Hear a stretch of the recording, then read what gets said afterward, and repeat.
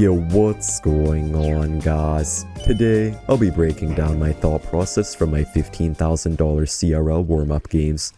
So basically, we were in the second phase of the CRL warm-up tournament, and we were all in groups of 6 players. We had 4 groups of 6 players, and my group was Nate, also known as Katori, this guy named Joy, another guy named Sosa, and then Mohamed, Light, and Morton. So I knew I would have to play super well in order to qualify for the next stage. 4 of the top 6 players would qualify in each group, so I knew it wouldn't be too difficult, but I just wanted to be really careful because there were some quite good players in my group.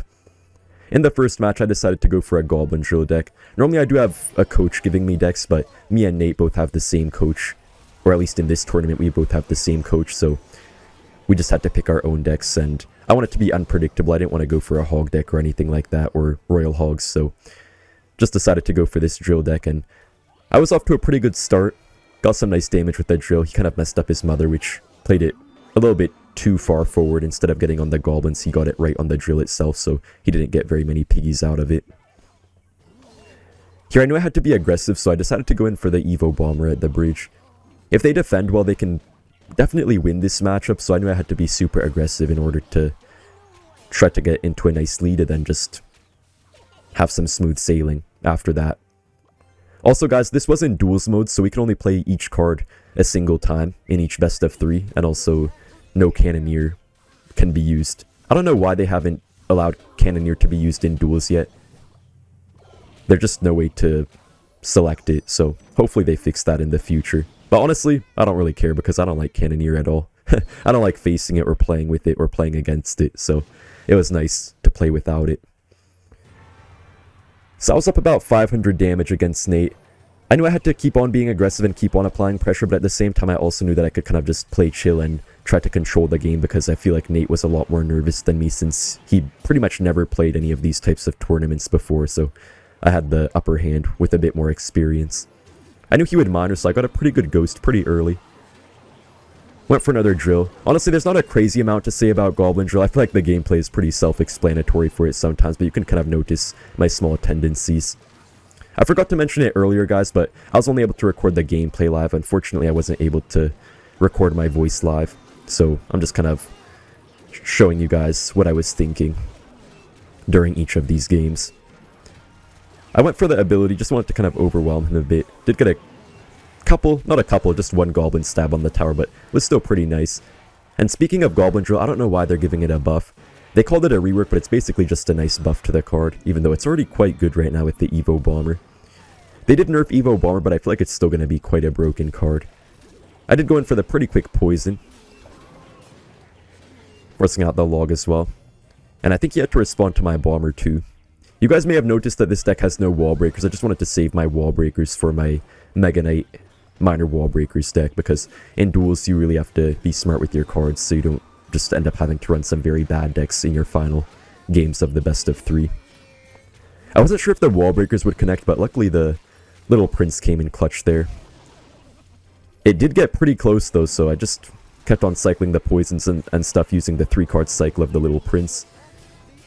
Doing pretty much every play I should have. Got some nice Evo Skellies down, putting him in a really awkward spot, forcing the poison out of him. I just went for the bomb tower. I didn't trust going for a ghost or something. Sometimes the Evo wall breakers do crazy stuff. I went for the Drill off to the side this time, kind of playing a bit of mind games with Nate. And luckily, he messed up the guards. He didn't expect it to be on this side, forcing out the extra log from him. Mother Witch was going a little bit crazy, but we were able to put it down pretty easily. I went in for the poison first here because I knew 2 poisons and maybe a Goblin Drill chip damage on the tower would fully end the game. Unless I got some goblins on the tower. I think he was able to defend this, but yeah, that did put him in poison range, and I took a pretty nice first win, so at this point I was up 1-0 against Nate in the best of 3. For game number 2, I decided to run Mega Knight minor wall breakers. I had a really good plan in going for Goblin Drill game 1. I just wanted to waste the bomb tower to hopefully incentivize him to go for piggies the next game, and then I would just have a Mega Knight waiting for him. When I saw the Skeleton Dragons, though, I knew he would probably have a Lava Hound deck. So I just was thinking I would have to be pretty aggressive since this deck doesn't have very much air defense, only Archer Queen and Bats pretty much. If you do face that type of matchup, you can still win though if you're super aggressive. And I thought he might have Tornado or something since he wasn't playing anything on the Bandit. I wasn't really sure what he was running at this point.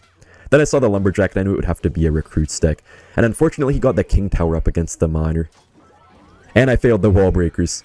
You see, I feel like Nate was nervous here for sure, but even I was under quite a bit of pressure as well, so it's pretty hard for anyone to play perfectly in these types of matches. It just takes time to lessen the amount of mistakes you make while you're under pressure. So at this point I was feeling pretty bad. He had the King Tower up and I knew he would have the Recruits Balloon deck or at least something like that. Some Recruits deck, I was pretty sure. I went in for the Evo Wall Breakers here though and I was pretty sure he would have no way to stop them, so I was pretty happy about that.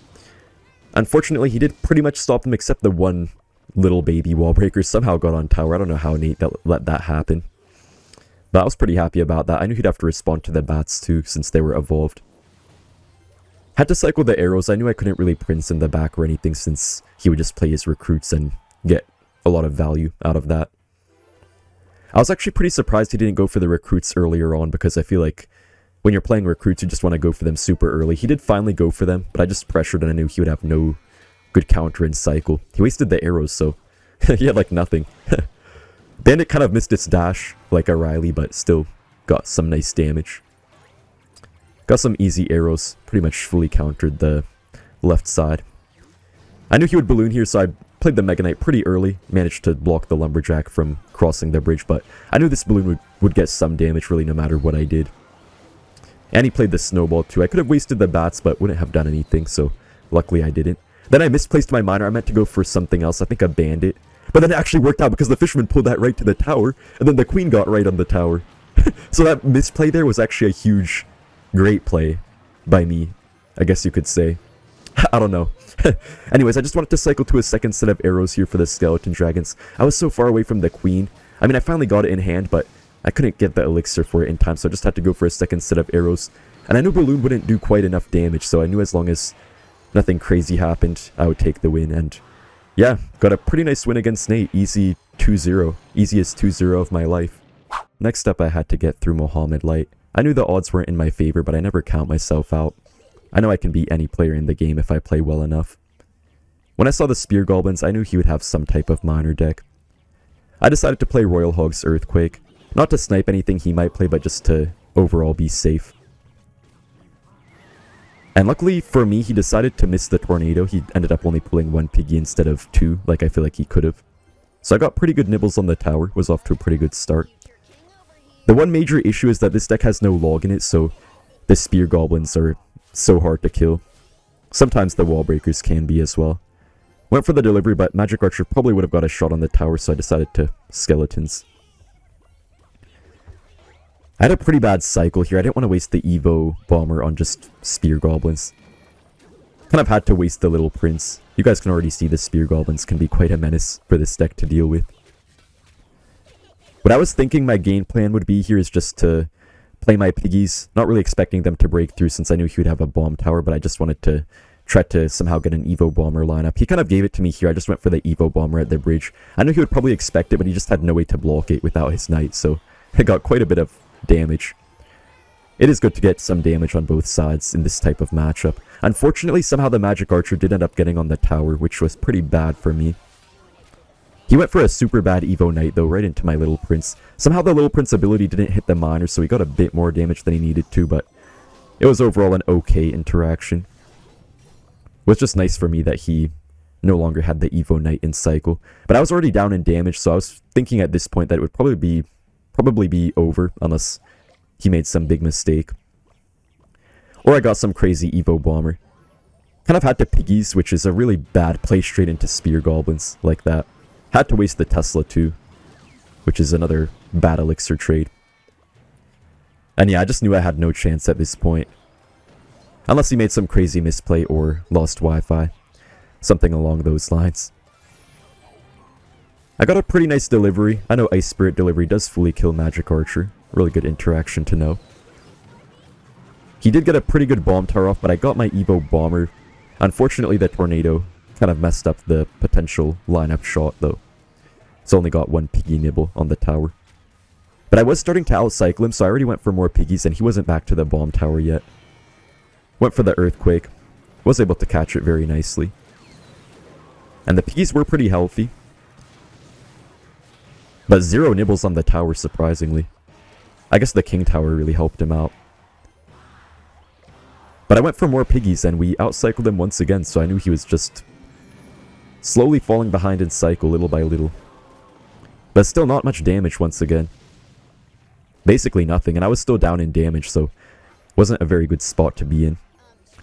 Went for more piggies. And then here's where he messed up. He went for the magic archer tornado, and then he had no elixir to do anything. And then the piggies went pretty crazy. But here it got kind of bad for me. Went for the Evo skellies. Thought they would die.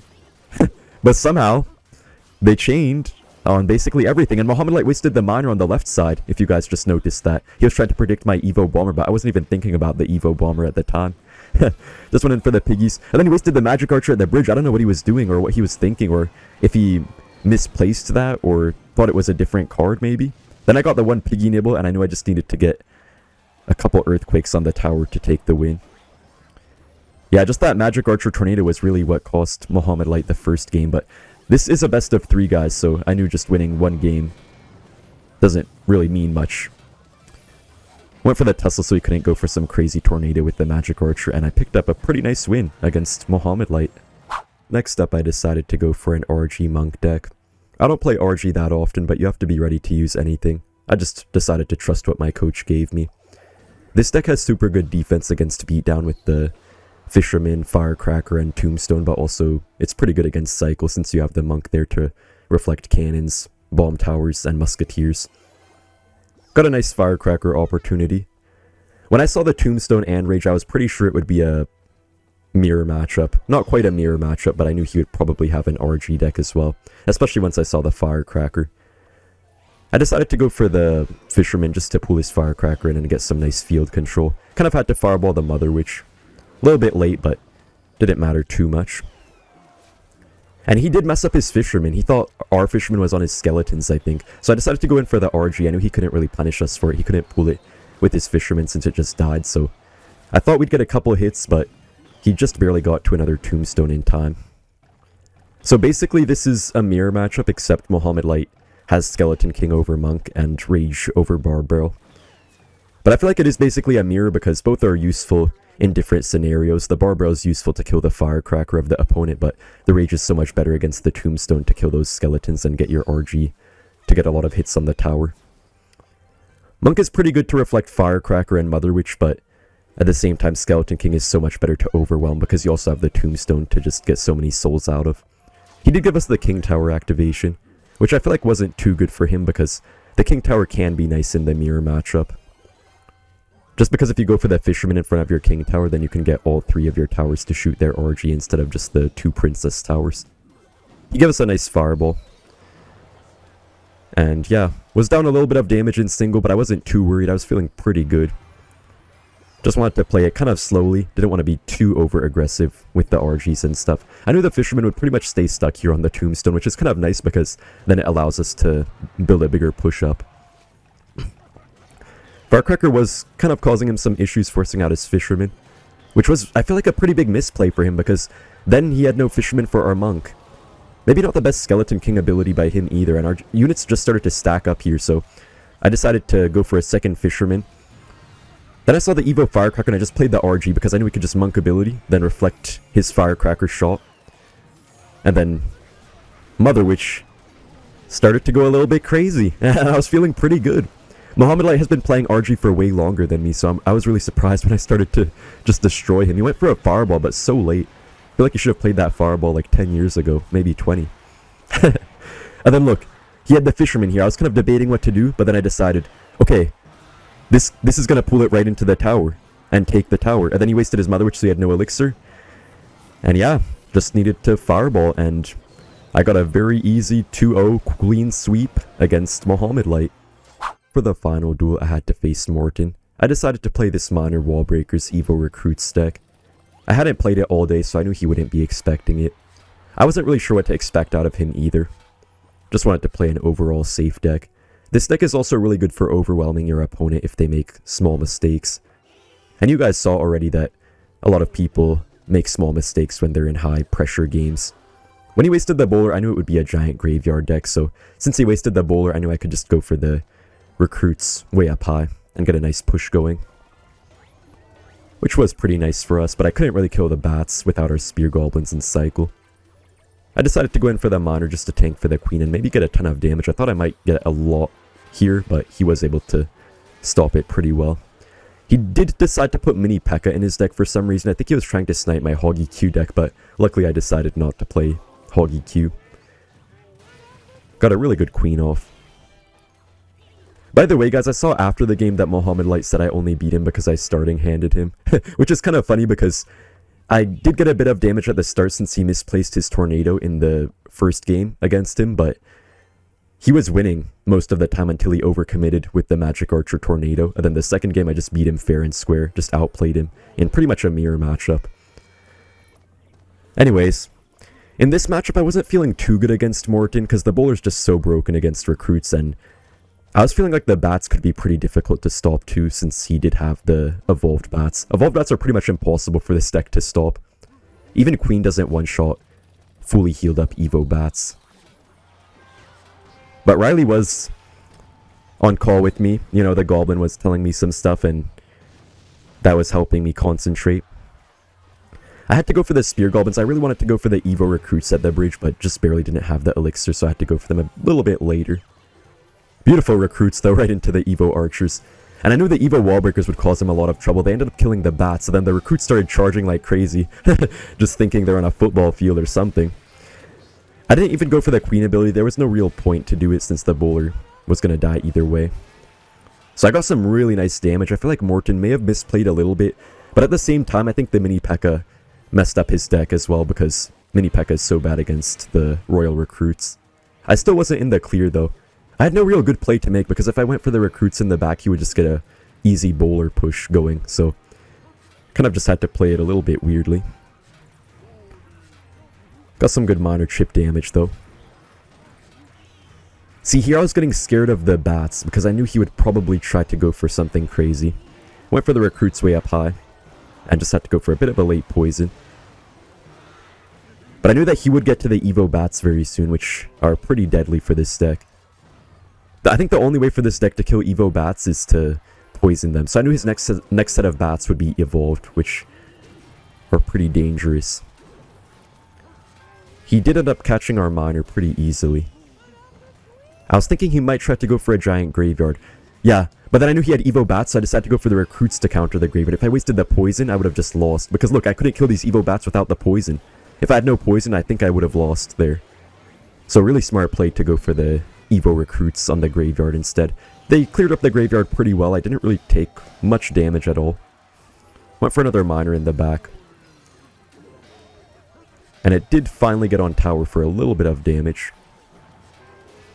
I didn't want to be too aggressive though. I knew I couldn't poison otherwise. He would just go in and probably take my tower, so had to still play it a little bit safe. Really bad giant though, then the mini Pekka ended up somehow getting in front of the giant. I don't know what exactly happened.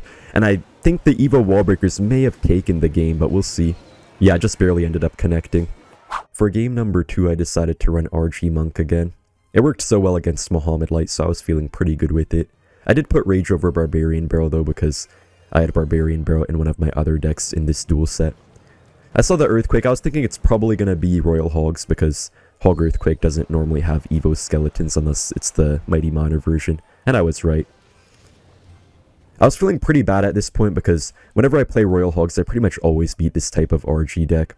And I feel like it might be even harder with Monk over Skeleton King because if you have Skeleton King, you can at least stop the piggies a bit better, but Monk isn't as good at killing the piggies, and also, even though it does reflect the little prince and stuff, it still doesn't do a very good job of it. It doesn't even fully kill the little prince unless you only press the ability after the little prince gets quite charged up. And also the little prince ability does counter the monk pretty easily.